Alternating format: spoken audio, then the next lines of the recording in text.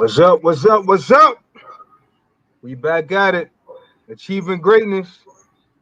I got my man, my main man, one of my good friends, Quincy Morris, Just Comedy, Mr. At 11 himself. What's good with you, my brother? Jack, what's up, man? It's a good Friday out here. What's happening? Man, we just trying to do what we do, man. I know it was a busy day for you. I Man, appreciate you coming on tonight, man.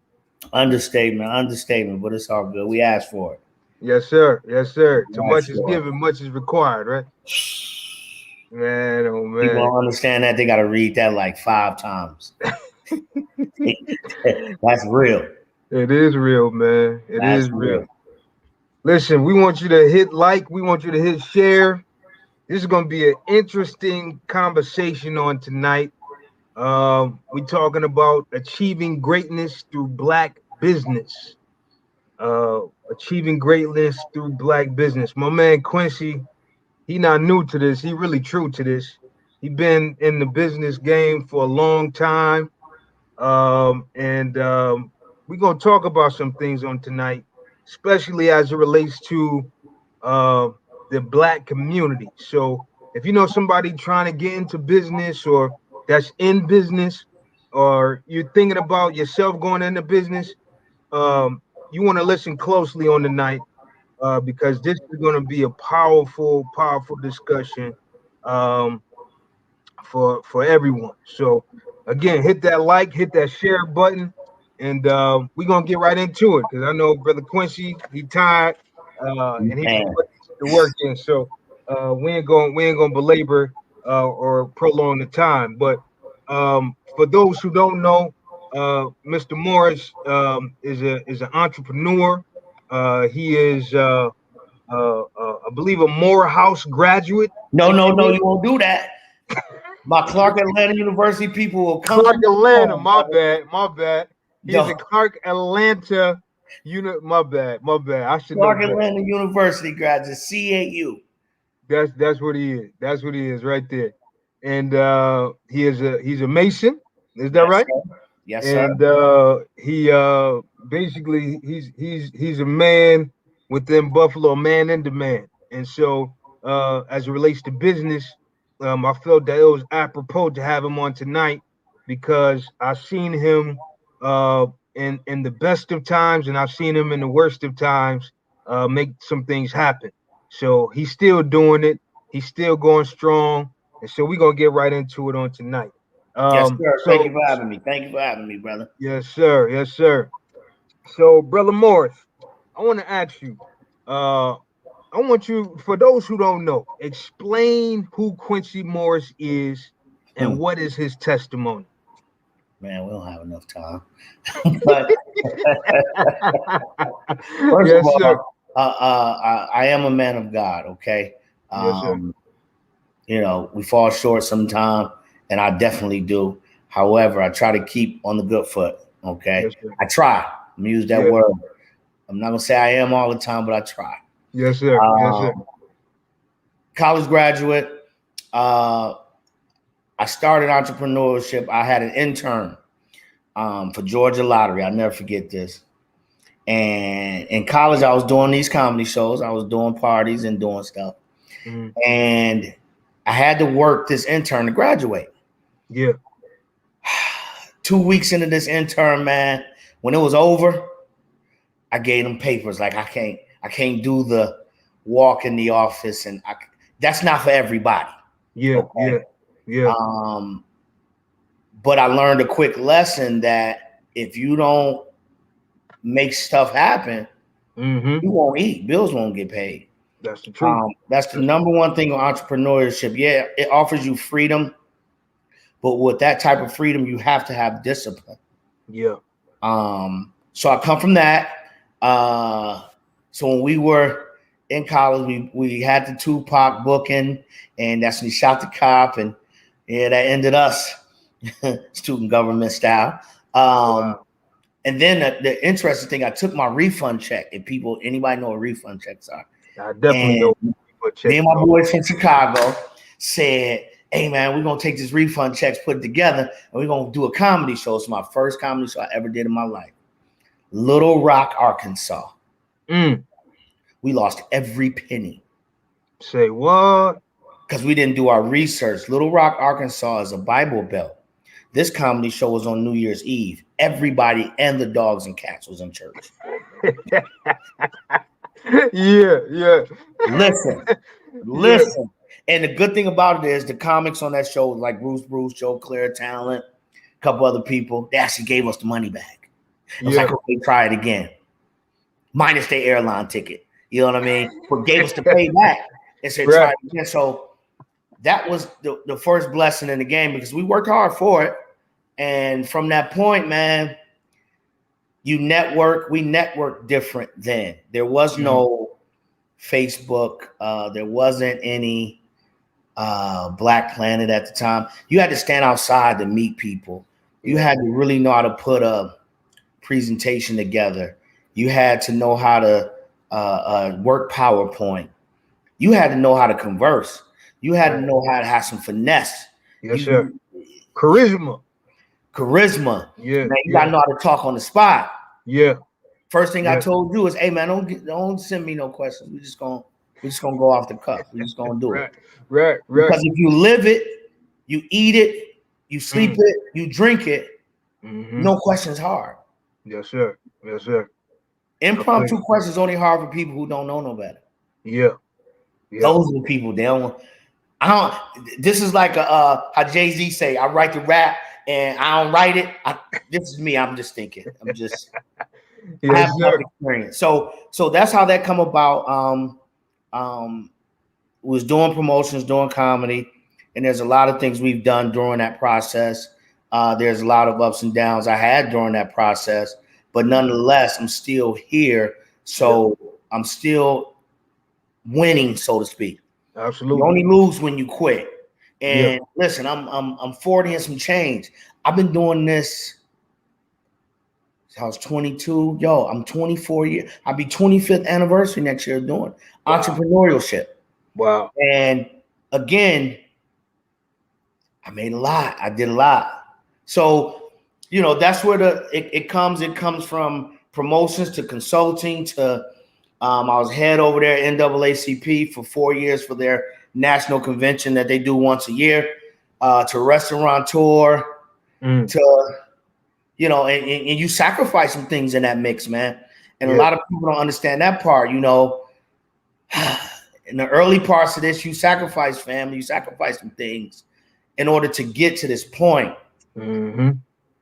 You can't talk to none of the people who are great at what they do, and they can tell you they never sacrificed. Yeah, definitely. You know what I mean? So if that was along the lines of the answer you was looking for, hopefully it was in that. But if not, shoot.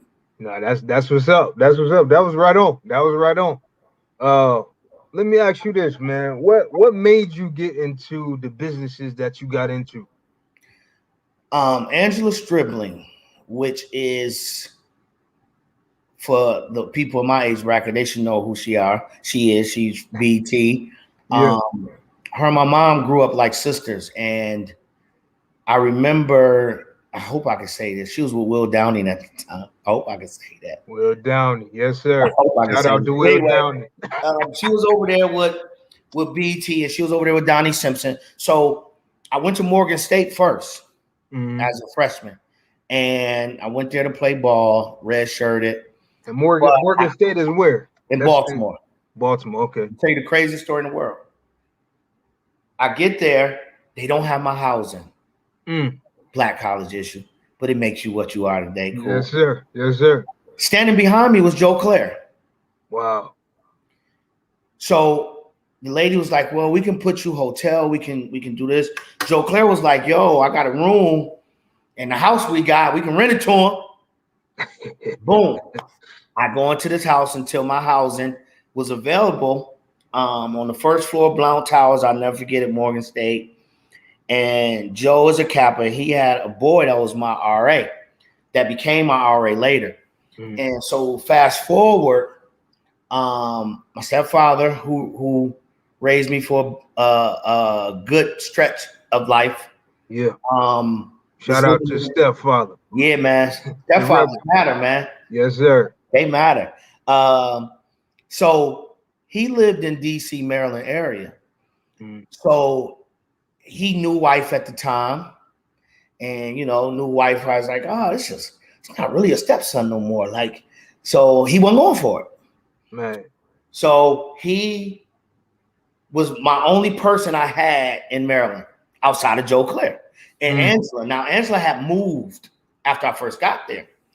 So as you can fast forward, Joe and I was tight. He became host of Rap City. Wow. Now, before he got to Rap City, I used to not come back to Buffalo in summertime. Once I left for school, because I moved to Buffalo in 9th grade, and once 12th grade, I left and I did not come back. So summertimes I stayed in Maryland. Yeah. Joe Claire had an apartment with one of his other boys, and I used to sleep on the futon. Man. Summertime. I worked interns in the summer. I just kept at it, right? Hustle. So one day Joe graduated. He came home one day and said, yo, man, I'm going to be a comedian. Now, he was a social worker. Nice girlfriend at the time. Nice apartment on 8th and 8th, Southwest DC. Oh, this was nice. And yeah. He come home one day and said, I'm quitting. He had auditioned for Rap City and got it. Wow. So when he got the Rap City gig, that helped him because in the middle of trying to start this comedy thing, he knew. So in the midst of the new thing, you're getting $100 a gig, $50 a gig. You're not getting $4,500 a week. Can't live off of that. Yeah. So he got the BET thing, right? The interview with Biggie Smalls. He was like, yo, you got to come. Go DC. Go. We fly to LA. This was the last interview Biggie did. Yeah. Before he passed away. And Joe was kind of that person in the beginning. So fast forward, I was still at Morgan. I go to Freaknik in Atlanta. Me, Joe, a bunch of people. Freaknik. Wow, you taking it back on that one, boy. Freaknik, man. So we go to Freaknik. Me and two of my teammates from Morgan go with me. Yeah. We go to the gym because I was a gym rat then. So we gotta go to the gym, man. We drinking, but we gotta go to the gym, man. Go to the gym. The coach at Clark was like, I'll give all y'all scholarship if y'all leave Morgan right now. Wow. Me and two of my boys went in that office and signed it. And so because we went down, Morgan State was Division I. You went down, so you didn't have to sit. Yeah. I went right to Atlanta. They had us set up, and right there was the beginning. Wow. That was the beginning of, we throwing parties. Atlanta was it at the time, but it was still brand new. So that's how this whole thing got going. I had people in the business, people around that just needed stuff. So I'm here. I'm a business major, accountant major. So yeah, okay, let's do it. And I'm doing marketing promotions because I'm with the record labels. I'm putting posters on the wall. I'm that guy from the beginning. And so that's how it started. And I got the personality for the hustle. Yes, sir. I'm not really a people person, but I'm a hustling person. You say you're not a people person, man? Listen, I can put a mask on for work, as you've seen. Right. But I stick to my people. I don't divvy out. So I learned a lot during them times, good, bad, and different. You sleeping on couches. You in Atlanta, man, and you learning who you are as a person. Yeah. But you're going to a black college for a person like me who went to a predominantly white high school. So I'm catching all the knowledge from every angle. You know what I mean? Wow. One of my suite mates at time in college was Larry Hoover. His father is the infamous Larry Hoover. Come on. Gangster. Then I got the boy down the hall, Muhammad. That was your boy in Farrakhan's son. Wow. Listen, I'm surrounded in school by Rudy was in my class from the Huxtables. Come on. So I had a good crew, man. I had a good crew coming up. So that's how it all started. And then from that perspective, I was like, I like this, but I was in school. Yeah. I almost felt like I was a career student. It took me 7, Took me 7 to do 5. It felt like a bid, man. Yeah. But I did it.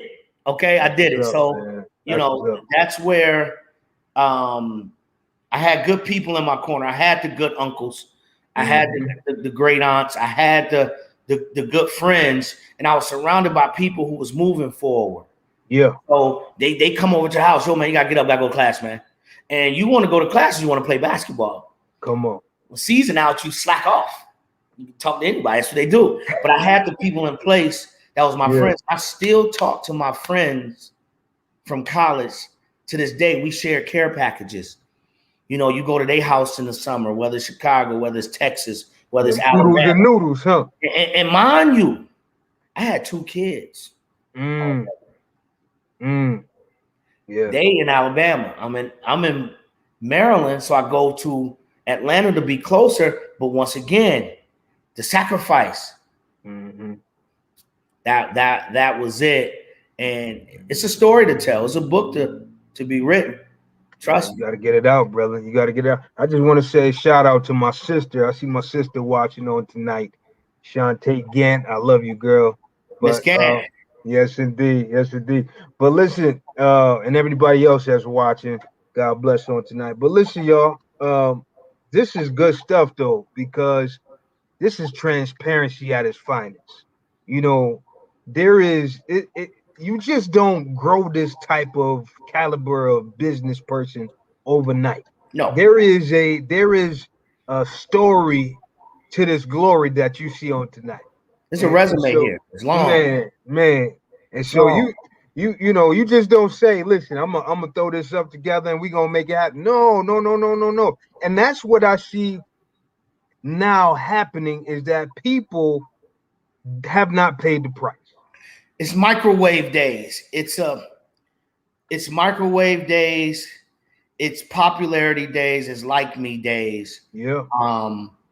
But when you get to the actual recipe of it, yeah, a lot of people don't have that. So when I talk to people, a lot of times they only see what I do now. Right. They see the comedy posted. They see talent. Shout out talent. They see me come open the club, and people like, yo, where he come from? Like, who is that? Like, so there is a story to tell, but what I found is you put stuff out there that's relevant to you right now, and that's also goes with what you're doing right now. Yeah.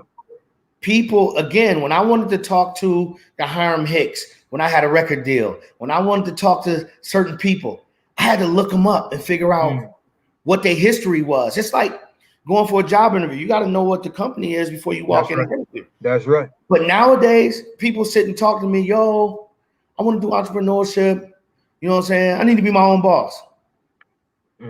No, man. No. It was just that simple. It's a lot that goes with that, because you are responsible for everyone else before you're responsible for yourself. That's right. That's right.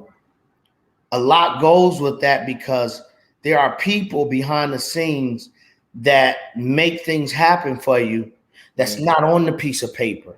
Yeah. Your name don't make the resume. Yeah. You have to have a discipline to be an entrepreneur. You have to have a stomach for it. It was days and nights, man. You put that can of raviolis on the stove, and it just you cook it out the can. There's been days where people got to read the Damon John book. People just now getting on to the buddy passes and flight plans. Yo, I was doing that in 95. Wow. 95. Yo, call and get me a ticket, man. I'll pay you back. But I got to go to Jack the Rapper, because boom, boom, boom, going to be there. And I got to holler at them. Yeah. It wasn't no Instagram to get somebody DM and go enter. No. Come on. You had to catch a boy come out, and then your spiel had to be there. You couldn't say Do you find that ignited something even stronger in that person, because the hustle was a little bit more there and they were more hungry? They respected it then, a lot more because of what you went through to get to contact this person. You would call the offices all day. Secretary be like, I took a message yesterday. I took a message the day before. Now you find yourself sitting outside with a car service pull up. Yeah. Yo, what's your name? Your name Quincy? Okay, I'm gonna give you one thing. I'm gonna let you intern for me. This was a true story. I'm gonna let you intern for me, but what you got to do is pass our flyers, wash the car, run errands. I didn't never see the office for about 3 months. I never got upstairs. Come on. Because people had to know at that time what you was around for. Mm-hmm. Was you around to get the chicks and get in the club for free? Was you a t-shirt wearer? I get it. Was you really down for this? Yeah. And nowadays, you don't know what people motives are, because the minute you throw one roadblock, you don't hear back from them no more. Yep. People think you're supposed to just give it to them. Listen, I'm tough, man. Listen, Talent, my business partner, big brother, 26 years plus. Come on. Do you know he would not allow me to help him and Joe Claire until I graduated? Wow. Sunset Park. You had to have that paper, movie, the Def Jams. No, yeah, when you finish, then you can come over here and I'll start you off. Wow. No, you big bro. Yeah, but you got to finish though. And the day I finished, let me tell you the crazy thing, where I got the diploma, I owe Pell Grant money. I'm being transparent. They give you the empty joint, the empty. Yeah. Not with it in it. Talent sent the U-Haul truck to Atlanta. That was it. 1998, I was gone. And it set it off. So, you know, if I could say without saying it, yeah, I've done 7 figures. Yes, sir. That's what's up. That's been what's there, up. and I was so engulfed in this business. At 26, I had caught at this time Bell's palsy. I was in the hospital for like 4 months. Wow. Say what? Straight left, this side, this the left side. To everybody, this is my left. Y'all right. Yeah. Listen, it took them 3 months to get the left side of my face to be close to equal. Wow. Listen, I was no sleep. I was grinding. I remember one time I wanted to meet somebody so bad, I flew one way to San Diego, California. Then had nowhere to stay, no nothing. Went out there, met with the person. My boy, Chico and Cool Water, they rappers. They call Chico and Cool Water. Yeah. When I get out there, they was like, yo, man, how you getting back? I said, well, I got enough money for a bus ticket to take me all the way back east. Man, they gave me a 4 seasons room, bought me a ticket to go back. That hustle right there, I was in on that negotiating of the contract. They sent me my check. Bomb. Yeah. The hustle is different. Now, see, I be hard on people, man. People they come to me and talk, and I'll sit and have a couple conversations, and I'll be like, nah. Man. Or I'll cancel on somebody on purpose. Yo, meet me tomorrow at 5. Call you at 4:30. My bad. I got something to do. Meet me tomorrow at 5. Yes, sir. Let's see. I want to see how bad you want. Those same people right now, kid you not, they probably listening. They probably, if it's on Facebook, they listening. Wanted to work for me in Talent years ago when I was bringing Mike Epps to Buffalo and Cat Williams and so on and so forth. Yeah. Now they want to compete. And I've been around the track. It's going to take you some years to catch up. And I got to be down for them years for you to catch up. Yeah. You know what I mean? So humility, they don't have any humbleness. They don't have no humility, man. And they don't learn with their mouth closed. They learn with their mouth open with opinions. Come on. You learn more with your mouth closed, your ears open, and your eyes open. You learn a lot. You saying a lot. You understand what I'm saying? So a lot of times when I'm watching people do things and open things or run things or promote shows, I just look and say, they just flying by the seat of their pants, because you have to have in life, I say this, Have the relationship. Don't base it on whatever business or product or thing you're doing, because you will fail. Mm. And if you fail and that person is only around you because of the project, the product, or whatever it is that you're doing, you lost. Wow. People have to believe in the person. Mm-hmm. That's where the charisma, that's where the finesse, that's where the understanding because people will backtrack you. Oh, yeah. Somebody listening right now, like, I don't remember him doing Cat Williams. Okay. Go to my old Facebook. Yeah. And you will see it. It's there. So people, they have to sell themselves. You have to be sellable. You have to be believable. Then you have to show it. Yeah. Because now I got friends right now. I'm going to tell you something that happened a month ago, and I hope he's not watching, but I'm not going to say his name. We graduated from college together. He became an executive at Essence Magazine. Mm-hmm. He is a Sigma, awesome dude in Atlanta from DC. You know, he called me over COVID and said, yo, only see him liking stuff on Facebook, saying how you and the wife doing, what up? Mm-hmm. We ain't had a drink, probably 10 years. You know, he called me and said, yo, man, I'm going to send you XYZ amount of dollars. I want you to just get them away, run contests, and do gift certificates.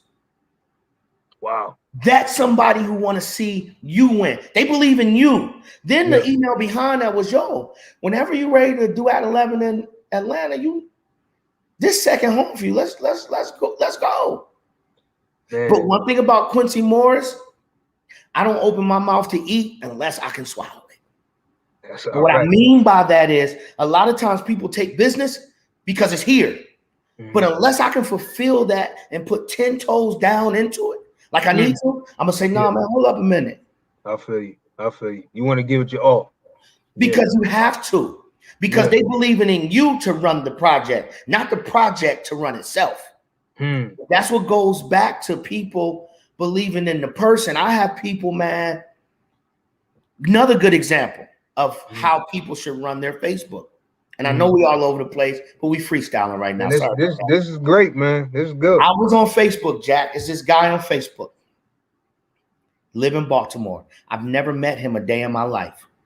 But he came to a couple comedy shows we had in Laurel, Maryland. My boy used to own a comedy club. He just came. I friended him, whatever. He knew the director at the NAACP at the headquarters. Wow. He sent me a message one day and said, yo, man, you conduct yourself on Facebook professionally. I've been to your shows. I see how you and Talent be doing things. He said, yo, man, do you mind if I put your name in the runnings for this job? Come on. I'm looking at him like, first of all, who are you? But okay. That means people watching you when you don't know. That's lesson one. That's the truth. So these people calls me. I'm like, hello. They like, he put you in for this, and we looked over your Facebook, and we kind of like what you're doing. Can you send us a resume? Wow. Boom, sent it. Wow. Jack, they flew me out, put me up. I felt like Talent or Cat Williams or in the room I had. Yeah. You dig? So when I get there, I interview, but the interview was so unorthodox. I was around a table of everybody who's about 50 plus years old. Yo, I was sweating so bad in this interview. Now, this is only 2004, 5. Yeah. The lady handed me a paper towel and said, take a deep breath. Come on. No lie. Sweating in this interview. This was a lot of money on the table. Wow. They said, okay, well, Mr. Morris, before you leave, we got a couple other people here. We'll probably let you know. They used the word probably. Cool. They gave me a stipend and said, yo, man, you can spend this, which is called a per diem. You can spend this for drinks, food, whatever. I instantly go get me some Jameson. I was like, this is great. Yo, they called me. My flight left that morning at 8. Called me for breakfast at 5:30. Man. pushed my flight back, and said, "Here go a contract." Wow. I had a $500,000 budget total, Right. meaning booking the acts and hotel, and so then I had a nice 4-year salary, Come on. right? For 5 days of work a year. 5 days. You know what I 5 did? days per year. Come on, man. 5 days, because the booking, I just do that for a living, so I don't call that work, right? Yeah. Jack, I called Buffalo. I called the Apollo because I've done plenty concerts at the Apollo, Talent and I, Robin Hood Entertainment. So I called and I hired the whole Apollo stage crew. Come on. Then I called Buffalo and hired 5, 6 of my friends who at the time probably wasn't doing anything to where I couldn't take 5 days out of their life and pay them $2,500 a piece. I didn't have to do shit. Yeah. Yeah. Yeah. And these are people I wasn't talking to every day. Mm-hmm. I just saw like, okay, I'm gonna grab this dude. He ain't doing nothing. I'm gonna grab this dude, grab this guy. I'm gonna show them something outside of the town so they can kind of. Right. Jack, 4 years, I did that thing. I was fortunate enough. What year did Obama run? I had him and McCain. 2008 or 2009. He got elected in 2009. Yeah. 2009 or 8. What year was 8? Yeah, you're right. 2008. Yeah. I had him 7 because I was there because his year of being elected was my last year at the NAACP. Right? Man, I did not know all of this, man. So I sit down. Let me tell you the craziest thing in the world. So McCain actually was the coolest guy at first. I go in his dressing room. I said, "My name's Quincy. I'm director of entertainment, blah, blah, blah." I had him, Barack, him, Shaka Khan, Smokey Norfolk, Hezekiah. I had BB and CC. I had Monica, Day 26. And then Talent and them. I had 4 concerts going on at one time. A gospel, an R&B joint with Monica, a joint for the kids, and then I had the old school joint. Yeah. One time. Barack was my speaker when he was running. Man. My speaker. Yeah. Him and Michelle, cool as everything. When he won, the next year he came back. And he was like, I'm sitting in a different chair. I said, yeah, man. Secret Service went through me like I didn't see you last year. This was a running joke. You know what I'm saying? But I didn't post those things. There's a lot of things I don't post because in our community, the least you see sometimes, the better you are. The more people see, the less they support. Yep, that's so true. So true. So I never put those things up. I never talked about those things. And it's funny because Barack can actually shoot a jumper. Man, I've seen him do it. See, Talent like 6'5". Barack is not a short guy, man. Listen, we had a great time with the guy talking. Our drinks on the rocks, and to be on the brink of having your first Black president, and we sit next to each other was the craziest, chilliest feeling ever. And then the next year was Centennial, which was in New York City. He get to come back. So yeah, I never really put those things up. And it's funny because there are people who used to work for him then. It's a funny story. When the SBA thing started happening, one of his people worked for them. And they called me. He was like, "Quincy, I know you got the restaurant. I see you posting stuff. I know I don't say much, but you need to get on this restaurant revitalization." Like, these are people that you come across in life. And I tell everybody, every time you come across somebody, please leave a good impression. Because you never know when later that person may play a phone call small part. Yep. You know what's funny, man? I can remember I think we was in Rochester for a tournament. One of your sons, he had a tournament along with my son Elijah. And Kevin Hart was in town, and you called me up and you was like, "Yo, let's go to the Kevin Hart joint. I said, man, I don't think he can get us. He said, man, I You know probably felt Kevin that in Hart. your mind, right? He said, I know Kevin Hart. And I said, all right, yeah, whatever, man. So I went along, right? Next thing I know, we backstage. You know what I'm saying? And it's like, yo, this is crazy. But to know you, you wouldn't think that you are connected with so many different people. You know what I'm saying? And that's what I like about you because you're a humble dude. You know a lot of people in high places, but you don't throw it out there like that. You know what I I'm don't. saying? And I respect that, man. But I think I might start. You know why? Because somewhere in this movie, people be thinking I just start acting. You know, I'm a seasoned actor in this movie, right?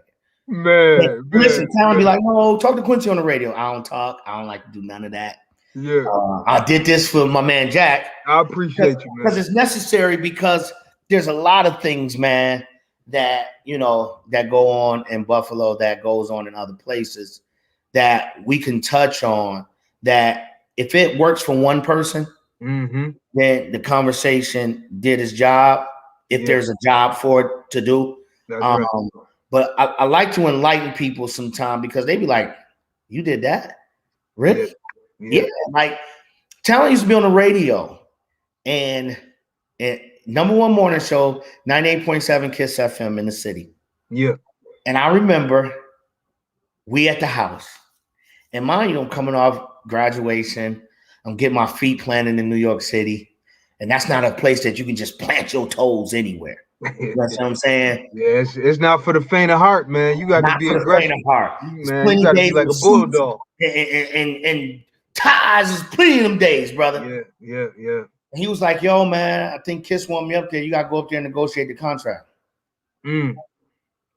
Wow, He said, no, you got to go negotiate that. They're trying to do a 4-year deal. man, I said, man. oh, shit. Okay. Now I'm across the table. His name is Barry Mayo. He Mm. is my person I call right now, 2:00 in the morning. He is 60-something-year-old man, multimillionaire, been doing the radio business for a long time. He took a chance on grabbing Talent because he was like, yo, man, this dude is awesome on stage. He commands the stage. You've seen Talent on stage. Oh, absolutely. He the man. He the man. It's a The women like guarantee he him. gonna have you holding your stomach. So Yeah. I'm sitting across from this legend negotiating a contract of a radio deal, something I've never done. Mm. And Barry Mayo told Talent this when we was done.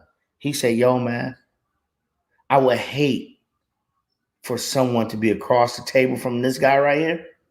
Wow. And they knew he gonna eat their ass. That's his exact words. Excuse me, Pastor. You good. You good. He said, man, and I learned a lot from him. We still talk. He retired. Mm-hmm. He lived between Toronto and Woodstock, but we talked. And he was just like, yo, man, you got it. Wow. Keep going, because I was actually in awe across the table from you. Now, mind you, I'm in my 20s, bro. Wow. I'm in my 40s. I'm in my 20s at the time. Fresh out the gate. When I took Talent, the contract home and showed it to him, he just stared at me like for a quick 7 minutes, like, man, oh man. As I pulls up in this brand new car. Come on. Come on. Come on. Yes, sir. That's how you do that. He took somebody and when he got this car, he just looked at me and said, you just bought this? Yeah. Wow. My first Mercedes-Benz 500. Cash. Come on. He was like, man. I gotta lay down now because and listen, we go on to do Kiss for a long time, man. And I still talk to Barry and a lot of the radio guys. Talent was up there with Jeff Fox, Shayla, which is a Buff State grad. And I met a lot of people coming through that radio station as well. Yes. So that's when I learned that there's a difference between at this time between a Puffy and a Andre Harrell or Clive Davis. There's a person that's here. Then there's people called check signers. That's all I hung out with. Cigar bars. Yeah. I learned how to drink martinis, and I hate that glass because I think it's so not becoming for a man to hold that glass. I gotta be that glass.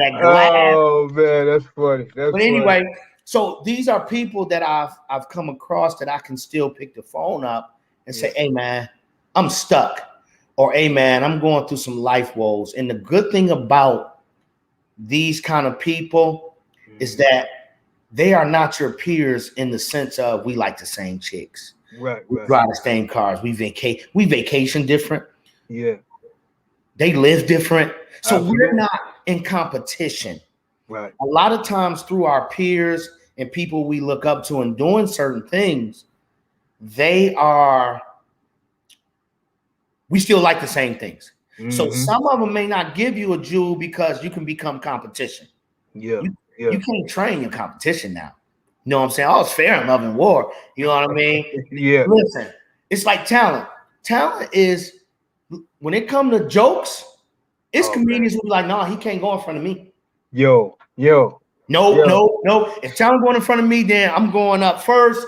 Listen, and that's how it is with me in some business circles. And in Buffalo, I've done the nightclub Buffalo Live at 11. So people only know me for what they see. Right. You know what I mean? Let me ask you a question. Let me talk to the people who want to get into the business world and they don't know where to start. The question is, how do you know when it's the right time to start a business? There is no right time. The only thing that you have to have in line for yourself is your faith, and you're looking in that mirror and saying, through hell or high water, I'm gonna kick in the door. Yeah. Because there's always gonna be a roadblock to say, no, don't start now. There'll always be something come up, no, you can't start it now. You know what I mean? I remember talking to you about your thing, and you're like, man, I got it, man, just do it. Yeah. Because once you have a support system of people around you, then you good. But you can also do it alone if you're self-sufficient. When I was coming up, I was self-sufficient. Right now I got somebody who do like my invoices and stuff, and talent be yelling like, "Yo, it was a time you did invoices, you did meetings, you stop at the subway and do this, you do that." Like, he never let me use an excuse. So when you start in a business, you can't worry about the timing, because it's never really gonna line up. It's not. Yeah. You just got to do it. You got to understand what you're doing, who it is you're doing it for, customer base, and what's going to be your niche than the dude next door. Yeah. There's a lot of ladies who do lashes. There's a lot of ladies who do nails. No doubt. And there's a lot of people who want to open up nightclubs, restaurants, they want to do things, but the work ethic is not going to pay off immediately. In the beginning, you're going to work harder than you would for someone else, and that reward is not going to come right away. Wow. And so you have to take that and say, you know what? I'm going to grind, because when that reward comes, that little 3% raise you get from a real job, that little 5% raise, y'all can have that. I tell people, listen, man, when you sick and you're an entrepreneur, you're not getting no money. Come on. When you want to sleep over, you're not getting no money. Yeah. When you don't want to do something and you got a regular job, Jack has a great job. Jack doing the entrepreneur thing, but it's some days where Jack can say, I'm gonna do a little bit of work. But you still get that same pay on Friday, right? No doubt. And I do a little bit of work and say I'm gonna open a restaurant at 5 o'clock and be open 4 hours. Guess what I'm in return? A little bit of money. Mm, that's true, man. That's true. You know what I mean? So there is no, if you can put your nest egg away and say, man, I got me 3, 4, 5, 6 months worth of my bills can be paid. You know, I know what I'm about to do. I got things lined up, and I'm dealing with adult people that I'm not competing with. Right, right. You just got to do it. I feel you. And let the chips fall where they may, because the only failure was a person who quit. Yeah, yeah. Man, that's good. That's good. Let me ask you another question, man. How do Black businesses set themselves up for long-term sustainability? Don't depend on the black dollar. Woo, you said a lot right there, brother. Here's the issue. Wow. You going there?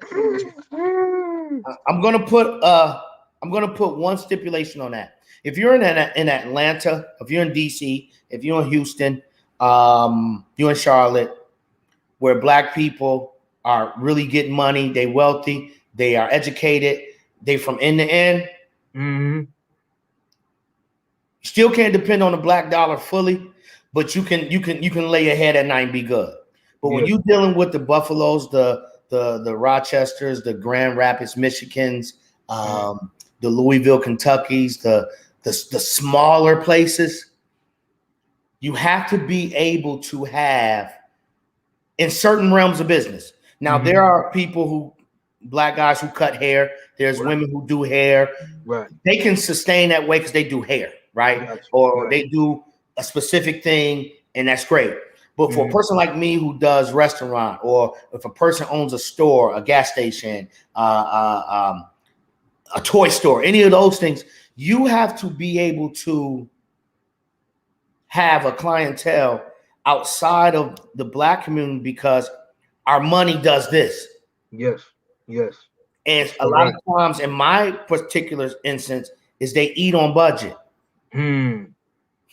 So whereas your food is good, but I only can get the 4 wings and fries today. Yeah. Okay. I've been there. I get that. So you have to set yourself up to where when they come in your space, it's not blacked out. And what I mean by blacked out, man, you helping a whole lot of people. Yes, it's not the black pictures on the wall. It's not the black faces working. It's the mentality and the attitude when somebody comes to the door. The atmosphere. The one thing about a white guy who came in and he gets food from us. Talent sitting in the corner doing a podcast, or he talking loud. We got R&B music. We don't play the curse, but we got R&B music playing. He says, man, not only do it smells right in here, everybody's always cool. I'm comfortable. Yeah. So once you set your business up, always set it up to be a 10, because it'll accommodate anything under the 10. That's all right. But you can't set your business up at a 5 and expect 7, 8s, and 9s to come. They're not coming. Come on. Come on. So you set it up for everybody. So under that, it falls anybody. You set that ceiling high. So we get a little bit of everything. I had an Asian young lady come in, and she asked for jerk chicken, macaroni and cheese, and green beans. And then she sent 2 more. Then she come back. Wow. So when you can look at your customer base and see, 60%, 70% of my customers is me. They look like me. But that other 30, they a little bit different. Yeah. That's always a plus. It's like when we do comedy shows. You've been to them, you look around, be like, oh, shoot. Absolutely. Some white people here. Got some Spanish, got a little bit of everything in the mix, because you have to, when you set a business up, it can't be set up for one thing, one people, one way. And what I like about just comedy, man, y'all got white folk on stage giving the jokes, and y'all got Latino people. It hits every cultural diversity that there is, man. And that's what's up. You're right, man. we gotta look past just focusing on the black community because there's more money out there than just black dollars. Let me tell you what it does for us though. Mm-hmm. What it does for us is I'm all for the Black Wall Street. I'm all for if I can get 100% of black dollars, and I'm cool with it. Yeah. No, any way, shape, fashion, or form. But I just like to be an example. So because there are bad examples. And have you ever been to a gas station? And I'm gonna use the gas station as an analogy because that's safe. That's safe. Mm-hmm. Yeah. You ever go to a gas station and you pump gas and it kind of waters it down and your joint might put a little bit. You got to run that gas out. Then you'll go to another gas station where the gas is proven and your joint moves away. Right. So that good gas station gives good word. And so now you're relieved, like, okay, it's faith in that. Right. And that's what I like to be for the black business, because you'll get some people come in that may have a bad experience somewhere else.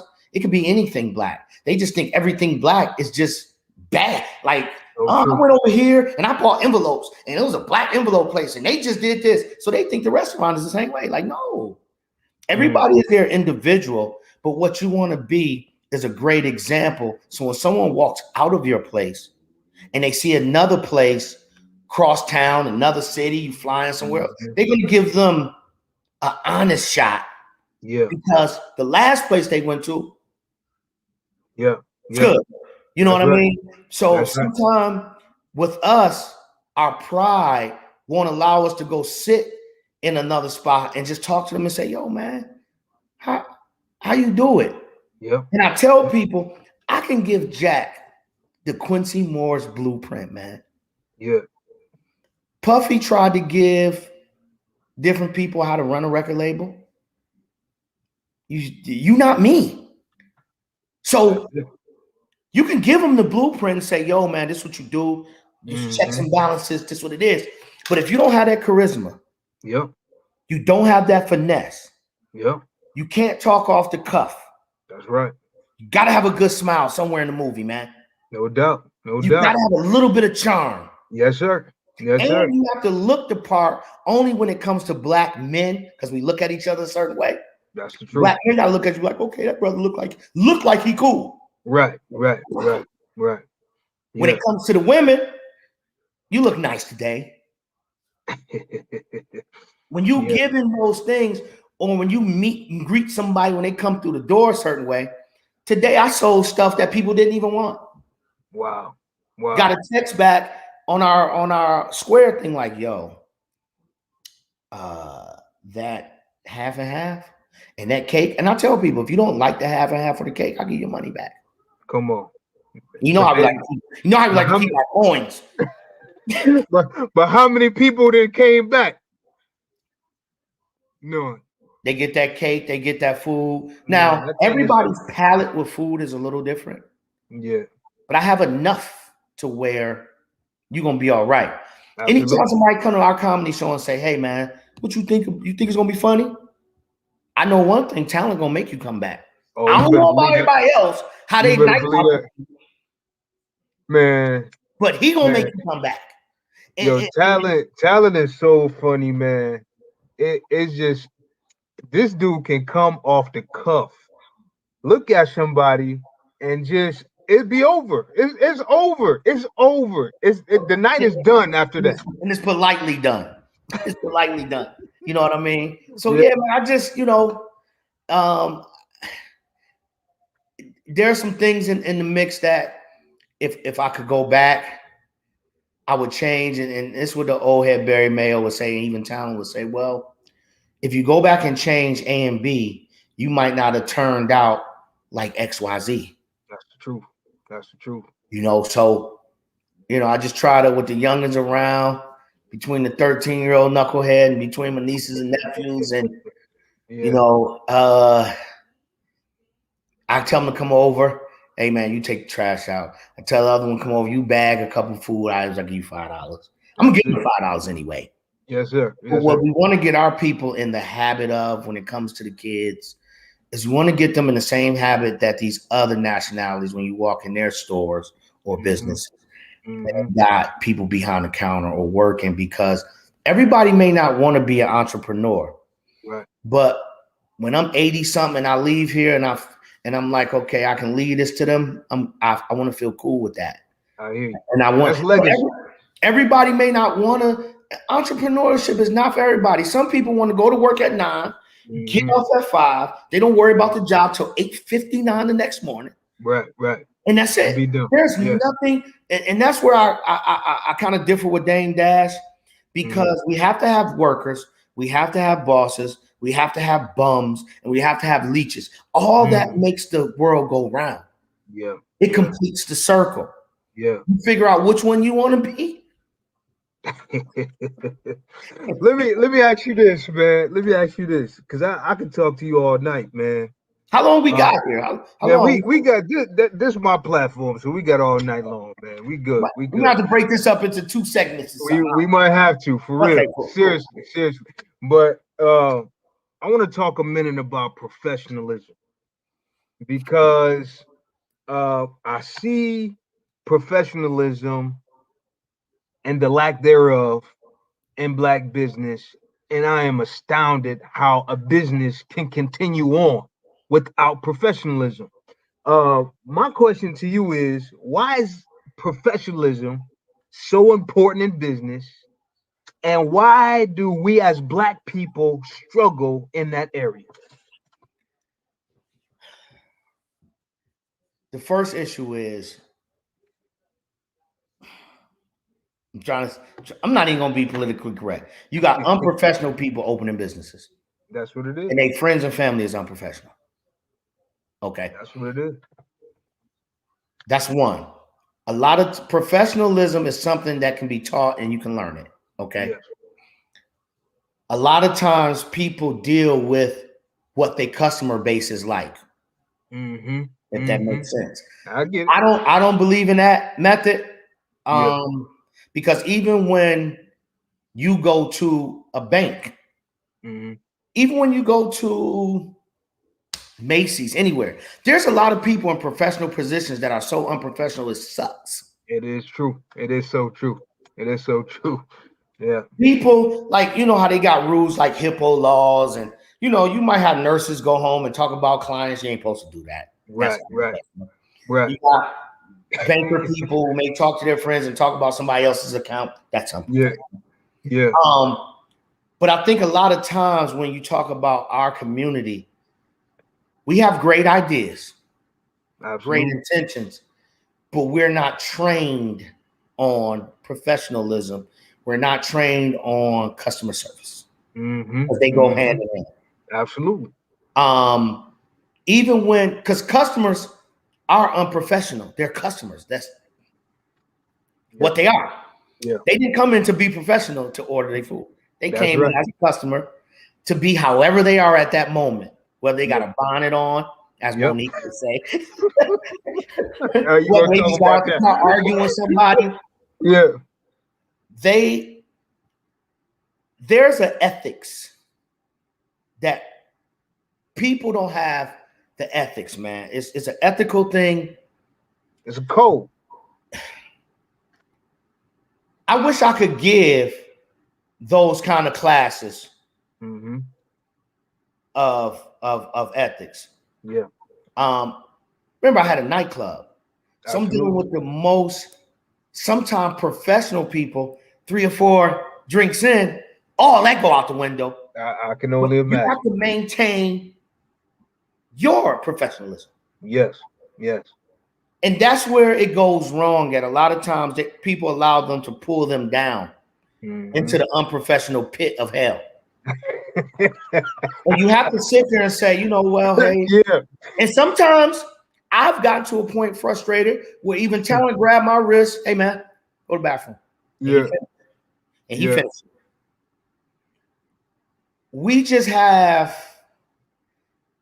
We want to keep our street credibility. We want to keep our street attitude. Talk about in the midst of business. Talk about it. That don't work, man. That don't work. Because the worst thing to do is write something unprofessional. You see other places of business on Facebook arguing with people. They ain't on gonna do no that. arguing with people. You can't remove that. That's a screenshot. That's a save. Yeah. Yeah. You know, that's those things. So you can't, you be professional as possible. And when that person just try to pull you down into unprofessionalism, you say, hey, listen, this is the best I can do at this time. And you have to end that conversation. I got you. But we do have to learn professionalism. We have to have a certain amount of patience. Patience is the key, because patience, when you lose it, Man, that's when the unprofessional seeps in. it's over. It's over. It's over. So we have to be, and then we're scrutinized different. Absolutely. I can give you a bad meal one day, Talk about it. and you can say, I'm not going back there anymore. This wasn't this. But people go to McDonald's and they'll forget your cheese. You go to even though Chick-fil-A has the best customer service in the entire United States of America. Absolutely. Absolutely. They forget your nuggets. Yep. You go back there 4, 5, 6 times. Oh yeah. You have to judge us on the same playing field that you judge everyone else on a professionalism, with a slight benefit of doubt. So if I'm gonna put me on a 8 or 9, and I put such and such on a 10, we're not far off. We're not telling you just accept stupidity. Right. But man, we get people who come in and they'll say, man, I'm $1 short, or I'm $2 short. And it becomes a habit. But you go across the street, you got every penny and a tip.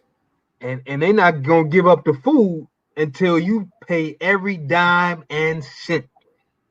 So we there's a 1-2 punch to it all.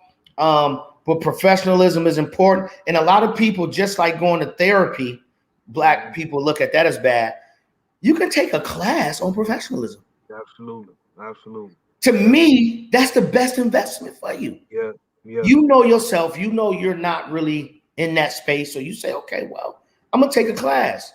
Right. And you'll get the brutally honest truth that you'll get from me for free. But no, you go take that class and you pay that $4.95.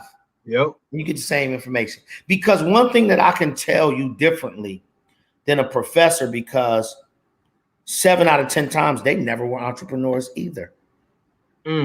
There's a difference with a person who has experience as a teacher and a person who's just a teacher. Right. Difference. You understand what I'm saying? Because now I have receipts to back up what I'm telling you. Absolutely. And I would love to sit down with people and say, yo, man, through my experience, this is what works. If you go around the corner, you're going to get bit by a dog. Yeah. No, man, I can jump real high. People got excuses and everything. But until you've been in a war situation, you don't know how that gun shoot. Absolutely. You so right about that. A lot of people speak in theory. A lot of people speak in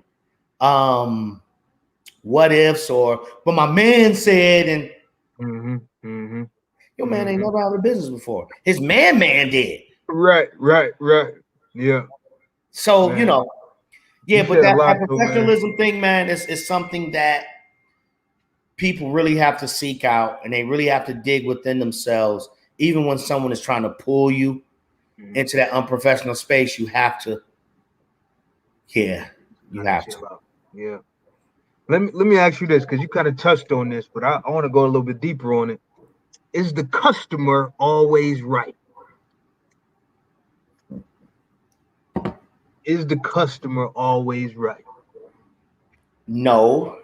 Because that's what they teach in business, or sometimes, you go to school, hey, customer always right. What did I just tell you? People who teach never had a business sometime. Yeah. So, no, the customer isn't always right. There are people who complain about some food. I made it over, threw it in the garbage, and then they never came back because I go in the system and check, run your name, run your phone number, never came back. So my good customer service deed fell on deaf ears because they never came back. Wow. So the customer is not always right. However, when you got a room full of people waiting to pick up an order and a customer is trying to argue their point with emotion and you're trying to argue with your point with facts and knowledge, guess what? Y'all both look stupid because y'all arguing at the top of y'all lungs. And now this person who is in the space don't know who to believe, but they just know the owner's going back and forth with this person like, right, ma'am, I'm sorry that happened. What can I do for you? Yeah. And you note that because I'm one of those guys that, okay, I can see a habitual complainer. Oh, you just one of the people who complain because you want free stuff. So you can beat it after the third time. I feel you. So you know those kind of people. Yeah. But no, the customer is not always right. But from a systematic business perspective, you want to accommodate them because that goes back to your level of professionalism to a customer. Yeah. We can fix that. That's no problem. Thank you for coming, man, and I hope you come back. So sometimes when you kill people with that, when they know they being jerks, they walk out of there like, damn. And then they girl or they man with them be like, yo, he was cool about that. You was being a jerk. Yeah. Then they come back with humility. Then you look up in the tip jar, $6 in it. Wow. True story. Wow. True story. So killing them with kindness. You have to, and that from the old people who always said that it don't work all the time, but it work enough to make it believable. I hear you. Let me ask you, man, because I know you got your phone is going off. You got folk trying to reach you. Yeah, I got Zay sitting here texting me. I'm watching. my man Zay. Shout out, man. They had a good time today. Listen, as a Black business owner, you operated strong through a pandemic. What have you learned through this pandemic? That they gave too much stimulus money. Is that what you learned, man? No, that's the joke part. But what I did learn is that, and I told my staff this. If you ever wanted to bring your camera in and talk to the staff, and I don't have to be there, I told them just because we are the only thing shaking, we're gonna put the food out as if everybody is still open. That's it. We're not gonna give them whatever because only thing open next to us is 7-Eleven. Wow. So you keep the same thing. So now when the pandemic is over and them people's regular restaurants that they love is back open, I'm gonna still see them. I might not see them every day, but I still see them. Yeah. And that was important. And another thing I learned is that if given the opportunity and a couple of extra dollars to get by, people won't work. People won't work. And I know the Republicans beef. They do have an argument because when you give up that extra $600, this is the reason why we have the chicken wing shortage. Yeah. People in them chicken wing farms, a lot of people don't understand. They're in the deep South. They're in certain places. They're getting $12, $13 an hour to do the worst stuff. Come on. So when they start getting that extra $600 a week, they ain't doing it no more. Wow. And then you giving stimulus on top of stimulus. They like, man, we already not paying rent. Right. Yep. We already getting a stipend for that somewhere. We getting this extra money. Yeah. Man, I ain't getting up in the morning to do that and make less. Yeah. But what that did was hurt businesses, and that's part of the reason why there's shortages with food. It's part of the reason why people didn't come to work because, hey, if you can work at the gas station and make $400 a week, but I can stay home and make $1,100, I'm staying home. Man. I'm staying home. And so now you've created a lazy force. So now they have to jumpstart us in business to keep us going. And then they got to take away from the people they gave to in order to jumpstart them to work again. Man, oh man. So it was a gift and a curse for it. Yeah. For some of us, that was their 40 acres and a mule. But in the long run, in the long run, it did do that. where some of these factories workers wasn't coming. Mhm. The other part of it was we had a president before that was threatening a lot of the workforce of deportation. Yep. Yep. So a lot of them didn't go to work anymore in fear of being separated. Yeah. So you put that along with the stimulus, along with some other factors of COVID and scared to actually go to work. Some people are actually scared to do it. Oh yeah. Yeah. You put all that in a Yeah. clay ball, that's a lot. Yeah. You know, and we was open during the whole pandemic, man. And yeah, it was tough. And you've been there, and we couldn't tell a joke, but Yep. the restaurant was there and people ate, and we had to sit food on porches, and Man. people didn't even want to touch bags, and Man. it was a lot, man. This is something that we've seen in our lifetime that we probably never thought we would. Absolutely. Absolutely. And the beautiful thing is, some of us made it through. We lost a few in the process, Yeah. but we made it through, and hopefully mentally, it made some people mentally and emotionally stronger people. Absolutely. We already strong as a people, as us go. Yeah. But this gave other people the entrepreneurial spirit. This gave people they hustle spirit came up. Some people made and did things during this time where they didn't think they would do this time a year before that. Absolutely. Absolutely. So some awesome things came out of it, and people dug within themselves and figured out they had something within them that they didn't know they had. Man, oh man. So those things helped, and then with the good come the bad and the ugly. You got to take it off. You got to take it off. You got to take it off. We gonna wind down a little bit, but I got about 3 more questions for you. Okay. One of my questions that I like to ask everybody is, what has been your greatest strength and what has been your greatest challenge in being a Black business owner? If I had to talk to the people around me, they would say opening, whether it was the club or the restaurant, probably my people person skills got better. Because Jack, I used to be the person, I used to sit in the booth behind the thing and say $40, $30, $20. Keep on. You want 2 tickets? Yeah. Yeah. And talent is, as you know, he is the people person. But I had to learn to smile more, compliment better, and not look less inviting. That was a challenge for me. And then the other challenge is allowing other people to do work. Yeah, I feel you. I grew up in a space in business where once you put the product out, that's a representation of you. So I was like, man, I can't have nobody else represent me. No. I'm gonna do it all. Yeah. And part of being a boss is to knowing how to delegate and who to delegate to. So true, man. So true. And once you learn that, you master the art of owning a business. Yes, not indeed. Working for the business, owning the business. Yes. Yes. Because you have to put those people in place that mirror you in this fashion, mirror you in the other fashion, mirror you in this fashion. So now at the end of the day, you got 15 yous, but 15 different sets of yous in different spaces. Man. That's the challenge. And I tell people, you want to be a boss, you have to know how to manage people. That's right. You have to know what people, good points, bad points, and you have to have sympathy.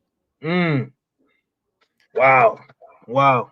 You have to have sympathy for people, because how you live in your bubble, it's not like that for others. Some people leave your house and go to straight turmoil. So true. True indeed.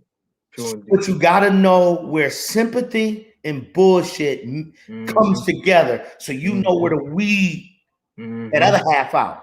Yeah. But you got to be sympathetic to people. You have to be understanding to people while you're hitting the gauntlet hard. And that's a tough balance.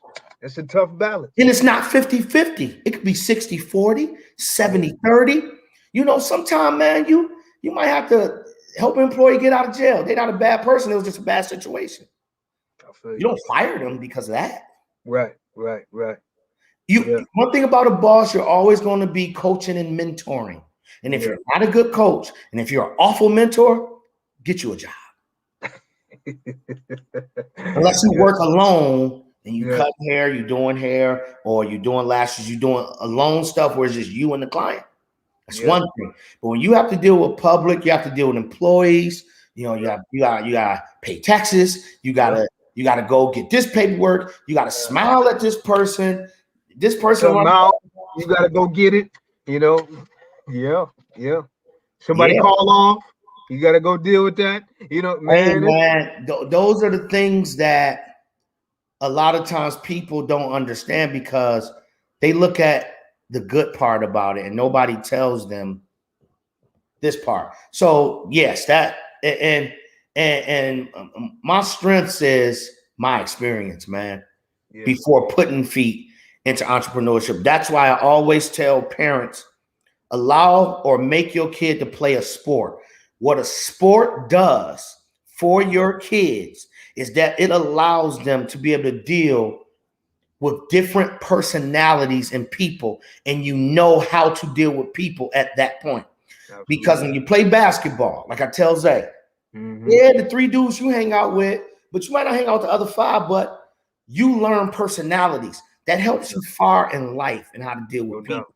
No doubt. Because it's funny. Snowflakes are alike. Interact, you know, like, man, they I mean, it's a whole unit of them, though. It's crazy how you build all of these different relationships, and you kind of know. I mean, you see it right before your eyes, seeing these young boys interacting with all these crazy personalities. It's amazing. It's amazing, and that's important in entrepreneurship because in business, when you got to go get a business license, you got to deal with that office. When you got to deal with this office.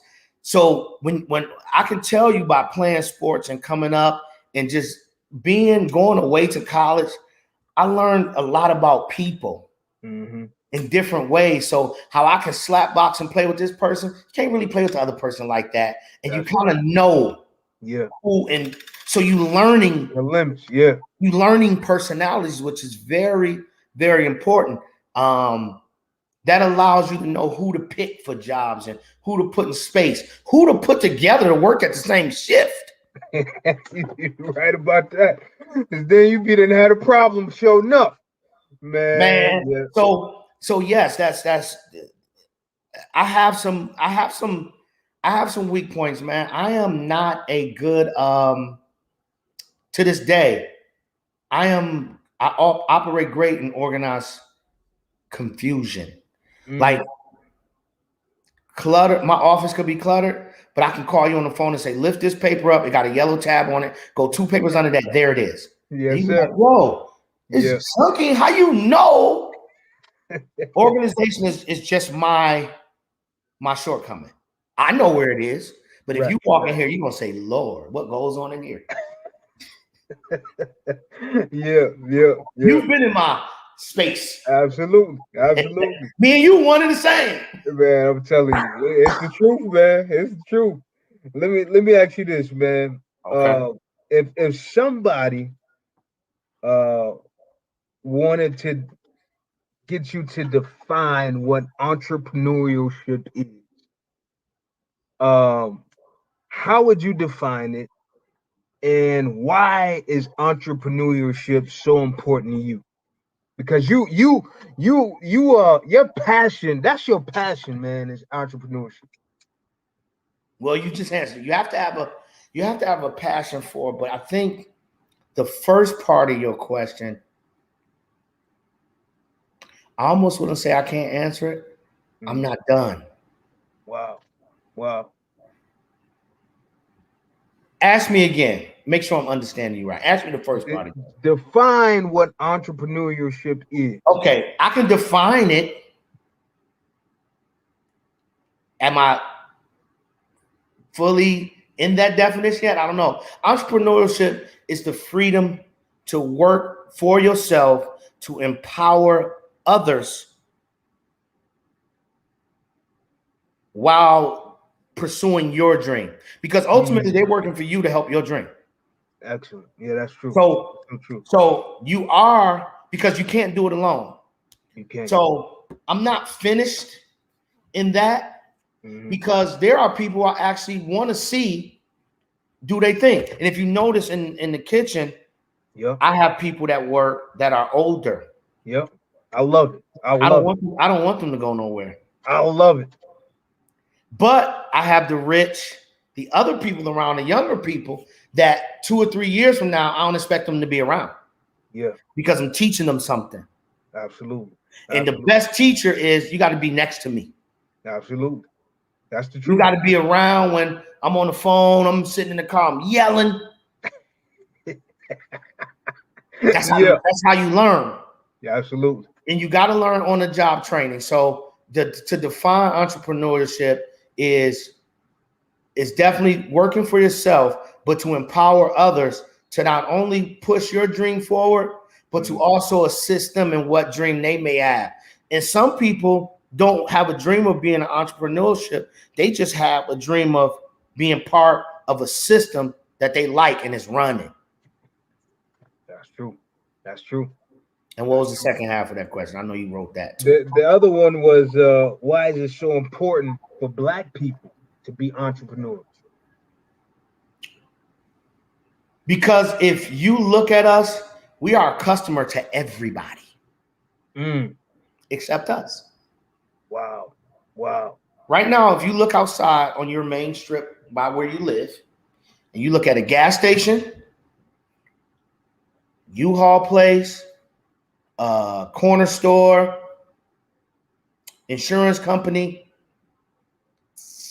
grocery store, we don't have none of that. None of it. Banks, car wash. Yeah.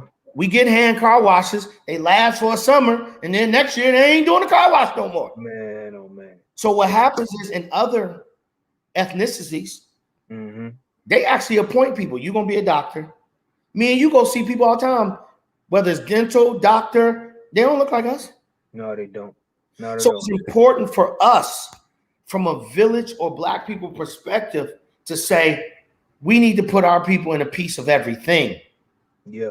Because with this COVID thing, outside of the Black young lady who created Moderna, okay, shout out to her. Shout her out. Yeah. We not in that space to feel comfortable with this thing. We argue about that all the time. A lot of stuff don't be for us because in that business, we're not existing. No, we're not. We're not. So it's important for us because the kids, when they look down the street and they see a person with a nice home, a well put together vehicle, and they don't need to think that they're only street people. They need to think that, yo, they go to work. I remember one time me and Zay stood outside and watched all the cars go by. I said, we're going to count how many cars got Black people when going to work.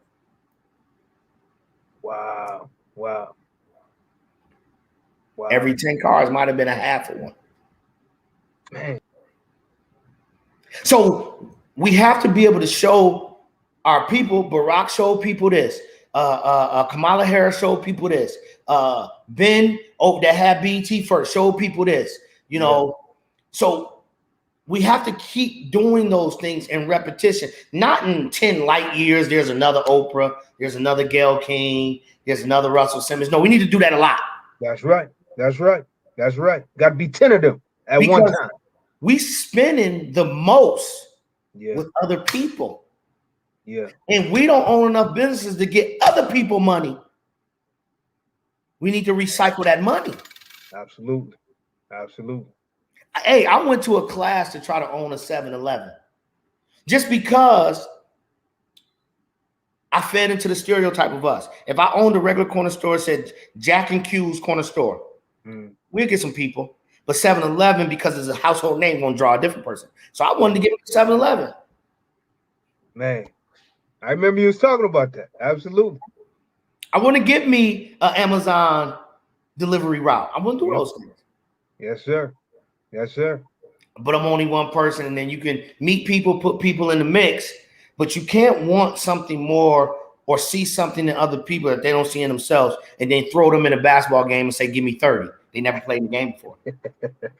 You're right, man. You're right. You know what I'm saying? So let me ask you this, man. There's a lot of black businesses out there that's probably watching on tonight, and they struggling. What would you say to them for them to be encouraged, to keep their business doors open, and to not throw in the towel? Depending on the kind of business it is and how much of support you need from people, sometimes, man, and I used to hate when people say this, but sometimes you may have to take the face off. Depends on where you live in, because there's a promotional aspect, marketing aspect that some people don't at all, right? Right. Then there's another aspect of we all in black businesses, because we're opening them. We don't never open with enough money to just be open for a year and don't make no money. We always open up with enough. Remember what I said earlier, that you got to have enough money for 3 to 6 months of paying your bills on your own without taking money from the business. Yeah. That's another thing. We always start with a shoestring budget. Shit, realistically, what we put in this today, man, we need people to buy food tomorrow. Cause shit. Yeah. So we have to have the capital, and what creates capital is having a sound business plan. You know how many people open that don't have none? Black business. So they setting themselves up to fail. Man, I got 2 or 3 of them. I write them. And when people be like, yo, can you help me do this? And I tell them the cost, they be like, whoa. I be like, listen, you can't make $1 million and don't expect to spend 10%. It don't work like that. That's the truth. But you need these tools to help you. You need to know that, okay, payroll gonna be this. You need to have 5 or 6 months of this, of a cushion, 3 months, 2 months of a cushion in this. You got gas and electric bill. You can call the gas company. They'll tell you what the normal bills are. Figure that out. And then you have to say, okay, man, I got enough to start and I got enough for 5 or 6 months. Yeah. Okay, you might have to go to somebody else, say, hey, man, I got 6 months of my business money. Can I get a low interest loan and get the other 6 months? Yes, sir. But a lot of times with our people, because we don't understand business, you think when you tell somebody they can get 5%, man, there ain't no money. It's true. Get what you get out of it. Right. They haven't done anything. They're not going to be there. Yeah. You know, I talked with Damon John that owns FUBU man, a lot in the early years. And he told me one thing that stuck with me for a long time. He said, yo, man.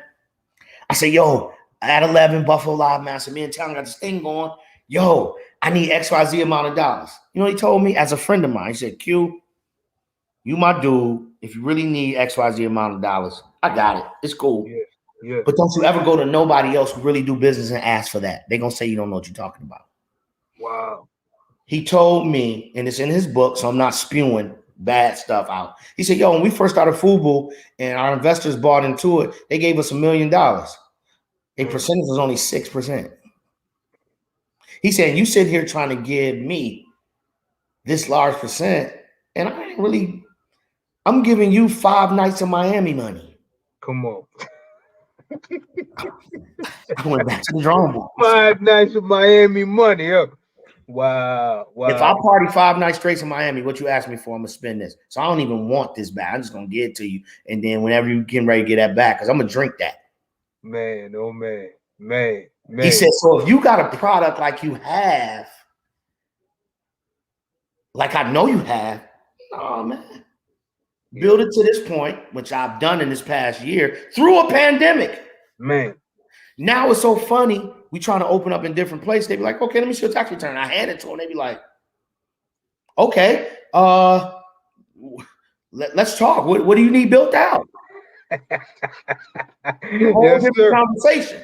Absolutely. And then people run on Facebook, they check you, they check and see, okay, you got good. Man, I get people calling me all the time. Hey, are you ready to franchise a restaurant? I'm like, no, Yeah.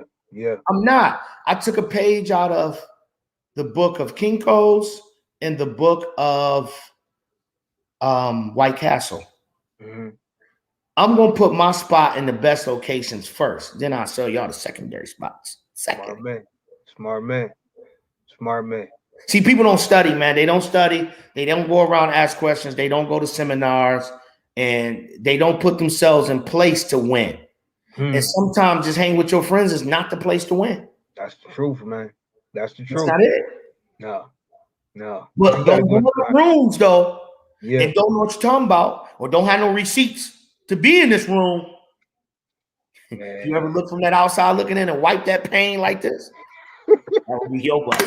Because people know when they ask, because I know it. When I ask people 2 or 3 questions, they answer wrong. In my mind, I laugh. I'll be like, okay, well, you ain't really done no research. You ain't done nothing. Yeah. I'm about to waste my time. Why would I waste my time and you haven't wasted your own yet? Come on. Ain't hungry enough. But I'm gonna tell you, at least I'm gonna tell you. I'm like, listen, man, you gotta go and do A, B, C, D, E, F, G, then come back to me, we'll talk different. Oh man, he tried to big time me. No, I didn't. Yeah. Because the conversation I'm gonna have with you is so 14th floor, you on the 3rd floor. You're not gonna catch it. Wow. But people be so caught up in their emotions, they get caught up in their pride part. They didn't hear me. I'm playing on NBA level. You are in AAU. So stuff I'm gonna say to you, you're not gonna get it yet because you haven't taken certain steps yet. That's it, man. So sit down, be quiet, go get you an intern. I tell people all the time, go work for Rich Products, go work for different places, and just intern for free. I graduated with an accounting degree.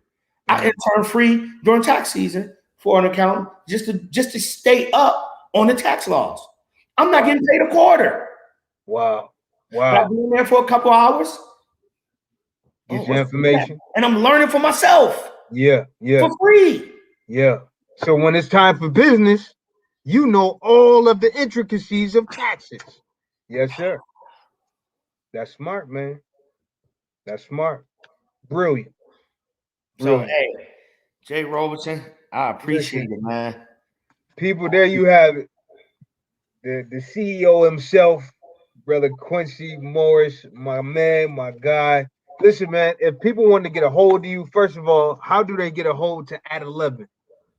You can shoot me an email, Q Morris, the @ symbol, at 11food.com. So it's the @ symbol, then it's ATELEVEN food.com.